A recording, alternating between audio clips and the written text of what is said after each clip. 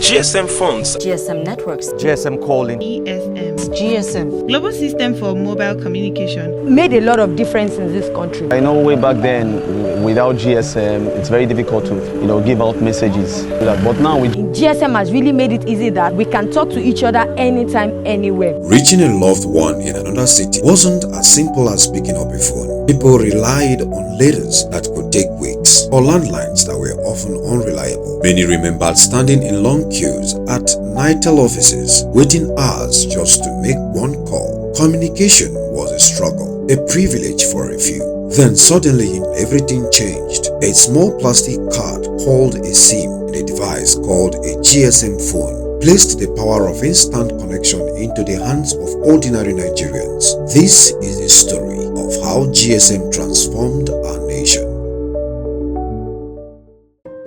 Nigeria before GSM was a different world. Phones were luxury, mostly landlines controlled by NITEL. If the lines was down, there was no connection. Families far apart sometimes waited weeks for letters. Students abroad wrote home and waited months for replies. Business deals were delayed because a simple phone call wasn't easy. Communication was slow, unreliable, and often frustrating. The dawn of a new millennium brought a promise. In 2001, the Nigerian government ordered President Olusegun Obasanjo opened the doors to a new technology, Global System for Mobile Communication, GSM. In May 16, 2001, MTN made the first official GSM call in Lagos. Soon after, Econet, now known as NITEL, joined the market.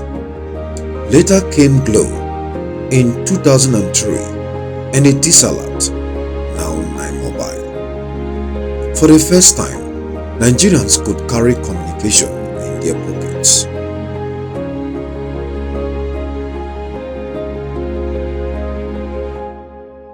My phone says it all for me, so if I'm using an expensive phone, I have everything. At first, GSM was like gold. SIM cards sold for as high as 20 to 25,000 naira. Calls cost 50 naira per minute. The phones were bulky. Popular models like Nokia 3310, Motorola, and Ericsson were in place. Owning a GSM phone was a status symbol. If you pulled one out in public, heads turned. Talk to somebody and you place your phone on the table, you are making a statement. Look, I belong to this class. The man looks at you and now knows the level you are and how to talk to you. So it's part of it. But Nigerians embraced it. Despite the cost, queue formed outside shops as people rushed to get connected. Thousands of people walk in here every day. Half of them buys and goes. Some are here to find out or to make inquiries before they finally. So business is good. Oh yeah, business is good. From Lagos, GSM spread like wildfire. Soon, Abuja, Port Harcourt, Kano, and every major city saw cell towers rising. Market women used GSM to call suppliers.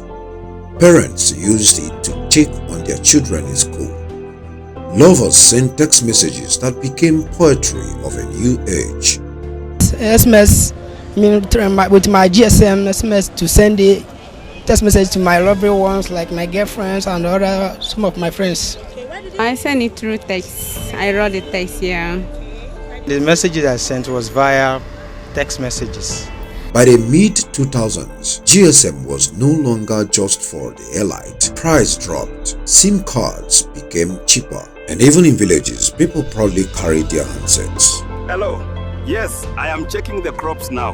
They are growing well.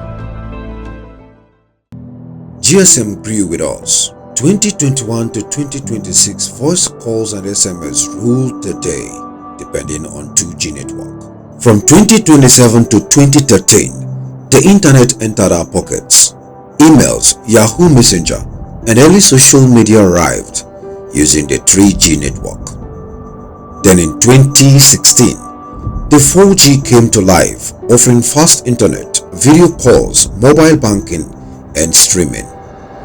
And today, 5G network, which started in 2022 with even faster connections, powering AI of today, IoT, and the future of technology is about to be left behind as more research is in place to introduce faster networks.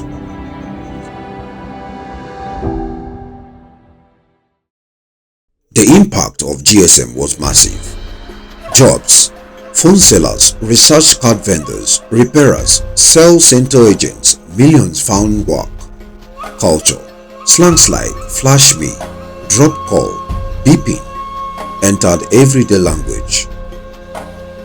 Business, deals that once took months were sealed in minutes. Banking, mobile money and transfer reshaped the economy. Family life, distance no longer meant silence. Families stayed closer and are still closer than ever. Conclusion. The story of GSM in Nigeria is more than the story of a technology. It is a story of a people transformed from the frustration of NITEL landlines to the freedom of instant calls and now the power of smartphones. GSM has shaped our economy, our culture and our mentality. Today, as we overrun the 5G era, one can only imagine what the future holds. Maybe tomorrow a call may no longer require a phone at all. But one thing is certain, communication has forever changed the way Nigerians live. Thank you so much for watching. In case you want to watch more of my videos, don't forget to click on the notification button after subscribing to this very channel. And I assure you that you'll be the first to be notified about my videos. Remember, there may be reward for the first to comment on my videos. Thank you so much for watching once again and have a nice time.